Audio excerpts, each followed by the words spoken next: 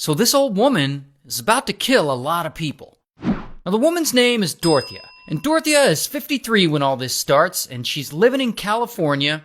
And here's the thing about Dorothea. She really loves money, and she seems to be willing to do all kinds of illegal things to get it. Like she forges people's checks, she recruits girls for prostitution, so basically she becomes a pimp. And because all that, she's been in jail more than once. But now, she's out. But of course, she's not gonna give up her life of committing crimes. No. She is determined to make as much money as possible. So one night, in 1982, she goes out to a local bar. And there, she meets this older guy, and they hit it off, and they have a couple of drinks. And after some time, they decide to leave and go back to his apartment. Once they're there, they keep drinking. But when the guy isn't looking, Dorothea slips a heavy sedative into his drink, and he drinks it, and soon he's knocked out. And that is when Dorothea steals a bunch of his things. She steals his money, his jewelry, everything she can take. Then she leaves. Later, the guy wakes up, and he realizes that he's been robbed, and he reports her to the police. And so, bam, Dorothea gets arrested. And she gets convicted, and she's sentenced to 5 years in prison. 3 years later, in 1985, she gets out on parole. And now she could clean up her act and stop committing all these crimes, but that's not what she's gonna do. Because again, she's determined to make as much money as possible. In fact, she's gonna go even bigger this time. So she comes up with this insane idea. She's going to open a boarding house. This would be a place for like homeless people or alcoholics or people struggling with mental disabilities, vulnerable people with very little support. So she'll open this boarding house and these people will come and live with her. And she'll give them a room and meals and basic care. And then she's gonna scam them. So she gets to work on this idea. She rents this big house in Sacramento with several floors, and she starts taking vulnerable people in as tenants. Now, normally, a boarding house like hers should be licensed, usually run by like trained nurses or certified caregivers. But Dorothea, she ain't got time for all that certification nonsense. Instead, she just lies to everyone and tells them that she's a registered nurse. And she lies to the tenants of her boarding house. She even lies to the social workers who come by to check on the condition of things. And she comes across as like a very nice older woman, so people believe her. And because everyone believes her, Dorothea keeps bringing in more and more new tenants until her house is full of people. And here is where she starts scamming them. Because a lot of these tenants, they receive Social Security checks from the government for one reason or another. Either they're elderly or they're mentally disabled or what have you. And because Dorothea is now their caretaker, those checks are signed over to her as payment for housing and food and stuff. And she's supposed to spend the Social Security checks on these people. So she starts thinking, well, if I kill some of these tenants, their checks will still come, but I won't have to spend the money on them, because they'll be dead.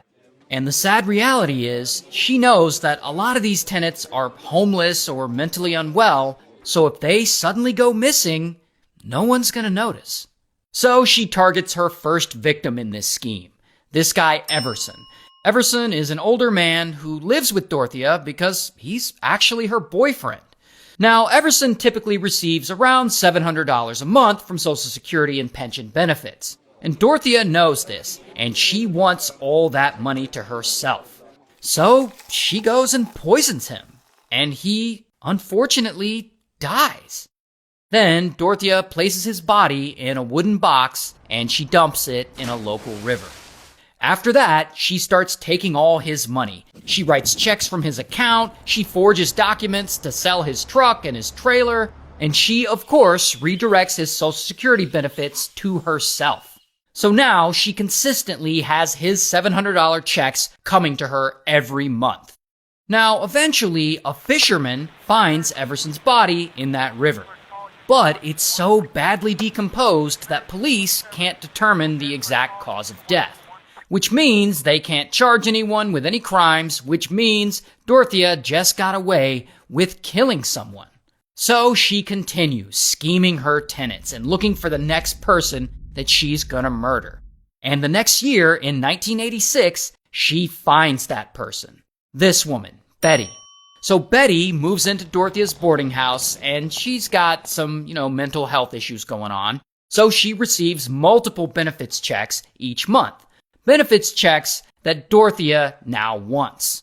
So about a year after she moves in, Dorothea drugs her and ends up poisoning her. Then she manipulates people around her to help her bury Betty's body in her front yard. And these people obviously don't know that they're helping bury a human body. They just think that they're helping Dorothea, this sweet old woman, dig to bury trash or check sewer lines or whatever lie she tells them.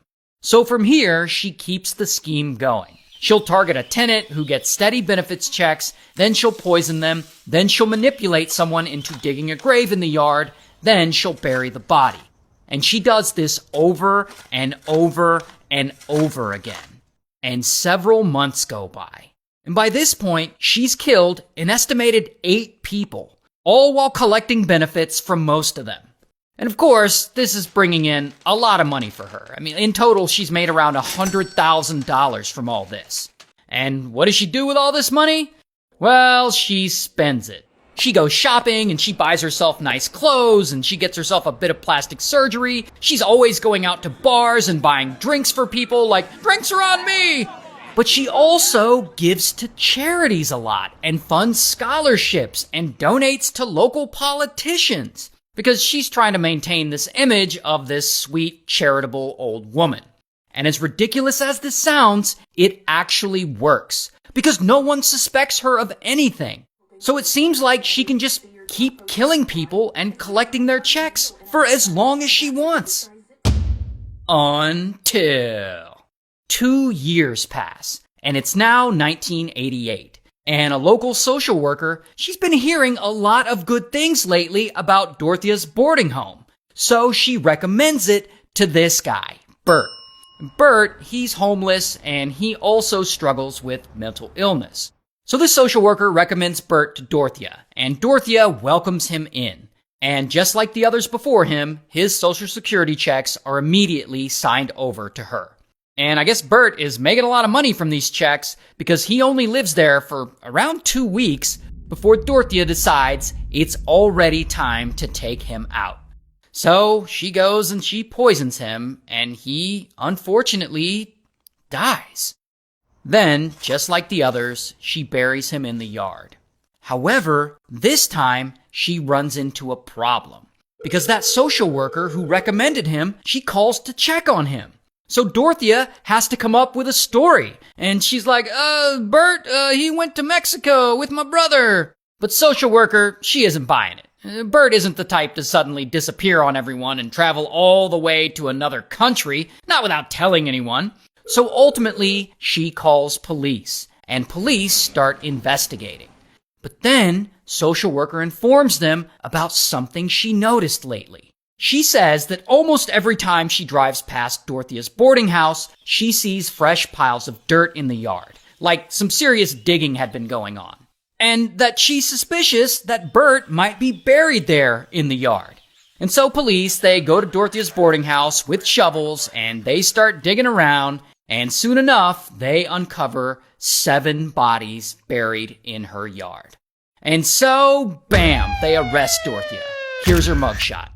And so, ultimately, Dorothea goes to trial, and she's found guilty of murdering 3 of her tenants, and she gets sentenced to life in prison.